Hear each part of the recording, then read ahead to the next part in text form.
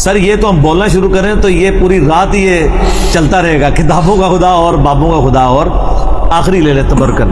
صحیح بخاری میں حدیث ہے کہ نبی علیہ السلام کی وفات ہوئی، سیدنا عمر نے تلوار اٹھا لی، جو شخص کہے گا کہ نبی علیہ السلام فوت ہو چکے ہیں میں اس کی گردن مار دوں۔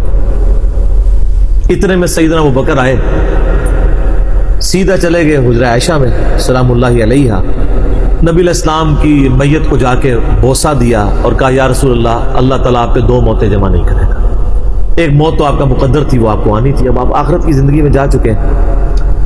باہر نکلے تو سیدنا عمر اسی طرح کھڑے ہیں۔ سیدنا ابوبکر نے بجائے کہ حضرت عمر کو سمجھاتے ممبر کی طرف کے، ان کو پتا تھا کہ اس وقت صورتحال یہ ہے کہ اس کو اس طرح ٹیکل کرنا ہے، پھر ابوبکر تو ابوبکر ہے نا۔ انہوں نے کہا لوگوں میری طرف متوجہ ہو۔ صحابہ کہتے ہیں کہ حضرت ابوبکر کی رسپیکٹ لوگوں کی نظر میں حضرت عمر سے زیادہ تھی، پہلے وہ جھمگھٹا حضرت عمر کے نزدیک لگا ہوا تھا، لوگ حضرت عمر کو چھوڑ کے حضرت ابوبکر کی طرف متوجہ ہو گئے۔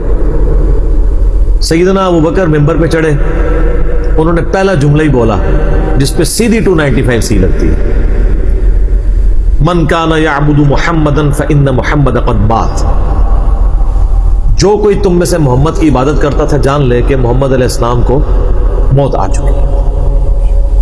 ومن کان یعبد اللہ فإن اللہ حی لا یموت، اور جو اللہ کی عبادت کرتا تھا جان لے کہ اللہ کو کبھی موت نہیں ہے، وہ ہمیشہ زندہ ہے۔ یہ پڑھنے کے بعد انہوں نے آیت پڑھی اپنی بات کی دلیل میں۔ یہ صحابہ کی سنت ہے کہ اپنی بات کی دلیل میں قرآن و حدیث پیش کرنا، آپ کے بزرگوں کا طریقہ ہے شعر و شاعری کرنا۔ پھر انہوں نے آیت پڑھی وما محمد الا رسول قد خلت من قبلہ الرسل افإن مات او قتل انقلبتم علی اعقابکم، محمد تو نہیں مگر ایک رسول، ان سے پہلے بھی کئی رسول گزرے ہیں، اگر یہ ان کو موت آ جائے یا یہ قتل ہو جائیں یا انڈیا پاکستان میں شہید ہو جائیں، کیونکہ وہ ترجمہ وہ قتل کا نہیں قتل کرنے دیتے، تو کیا تم دین سے الٹے قدم پھر جاؤ گے؟ جو کوئی دین سے الٹے قدم پھیرے گا وہ اللہ کا نقصان نہیں کرے گا اور اللہ تعالیٰ ثابت قدم رہنے والوں کو جزا دے گا۔ پھر اگلی آیت پڑھی سورہ الزمر سے، یہ تو سورہ آل عمران 144 تھی، سورہ الزمر آیت نمبر 30 پڑھی، انک میت وانہم میتون، اے نبی تمہیں بھی مرنا ہے اور تمہارے مخالفین کو، پھر قیامت دن اللہ تعالیٰ تمہارے درمیان فیصلہ فرمائے گا، وہاں تم اللہ کے حضور جھگڑو گے۔ یہ دو آیات پڑھی اور آپ علیہ السلام کی وفات کی اناؤنسمنٹ کر دی۔ میرا ایک معصومانہ سوال ہے کہ کسی شخص کے مرنے کے اوپر اس کی کمزوریاں ہائی لائٹ کی جاتی ہیں یا اس کی خوبیاں؟ یہی ٹرینڈ ہے نا دنیا میں، اور دنیا کا ہسٹری کا سب سے کامیاب ترین شخص، اللہ کا سب سے برگزیدہ بندہ وہ فوت ہو رہا ہے اور اس کا سب سے لاڈلا صحابی اس کے فضائل نہیں بیان کر رہا۔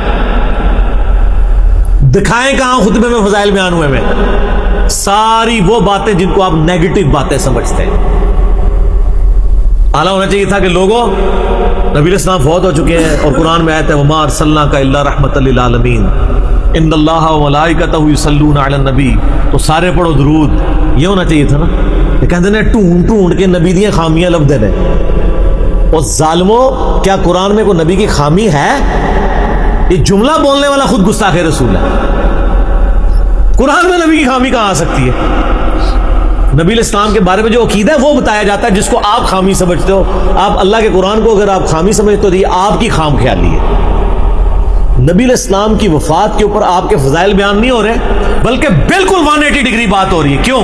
کیونکہ کتابوں کا خدا اور ہے اور بابوں کا خدا اور ایسی تھیوریٹیکل بات ہو رہی ہے جس کا کوئی تصور ہی نہیں۔ صحابہ کرام میں نبی علیہ السلام کی عبادت کون کرتا تھا؟ یاد ہو دو پارٹیاں تھیں، ایک کہہ رہے تھے ہم نبی کو پوچھتے ہیں، دوسرے کہتے ہیں خدا کو، پھر تو بات بنتی تھی۔ ایک چیز ایگزسٹ ہی نہیں کرتی، شرک سٹارٹ ہی نہیں ہوا۔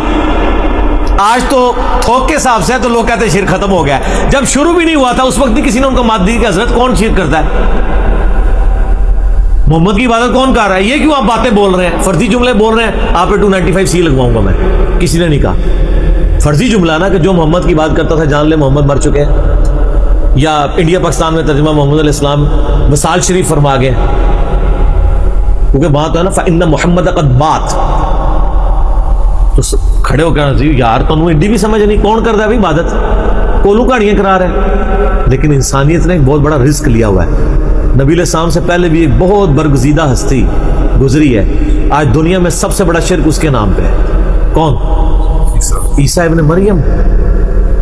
آپ علیہ السلام نے دوسرا عیسیٰ ابن مریم بن جانا تھا اگر آپ نے اتنی سخت تعلیمات نہ صحابہ کو دی ہوتی.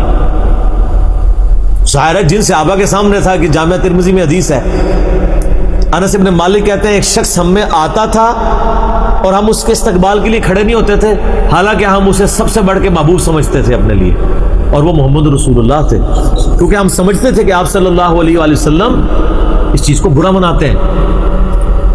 ان کے سامنے وہ حدیث تھی جامعہ ترمذی کی, جس شخص کی خواہش ہو کہ لوگ اس کے استقبال میں کھڑے ہو جائیں یا اس کے سامنے کھڑے رہیں اس کے احترام میں, وہ اپنا مقام دوزخ میں دیکھ لیں. تو جس نبی نے یہ تعلیمات دی ہوں وہاں پھر یہ اب مولویوں کے آنے کے اوپر نعرے مارنا, آپ دیکھ لیں. میں آپ کو سمپل بات بتاتا ہوں, کسی شخص کا ایمان چیک کرنا ہے نا, یہ جب مسجدوں میں مولوی یہ پیر آ رہے ہوتے ہیں نا, آپ سب سے آگے بیٹھے اور ان کے استقبال میں کھڑے نہ ہو تو پتہ چل جائے. اس کے ماتھے میں بال آ جائے گا, اس کے مریدین کیا آ جائے گا. تو نبی علیہ السلام تو کھڑے نہیں ہونے دیتے تھے, اور اگر وہ کہہ رہے کھڑا کیوں نہیں ہوا تو اس کا کیا مطلب ہے, اس کی خواہش ہے, تو بس گیا دوزخ میں. سیدھی سی بات ہے. میں نے تو نہیں آج تک کسی کو دیکھا کہ وہ آگے اناؤنسمنٹ یہ کرے کہ جی آپ اناؤنسمنٹ کریں میرے استقبال کے لیے کھڑا نہیں ہوگا. یہ تو ضرور کہتے ہیں آپ کھڑے ہو کے دونوں ہاتھ اٹھا کے استقبال کریں, یہ ضرور ہوتا ہے. تو یہ کتابوں کا خدا اور ہے, باپوں کا اور.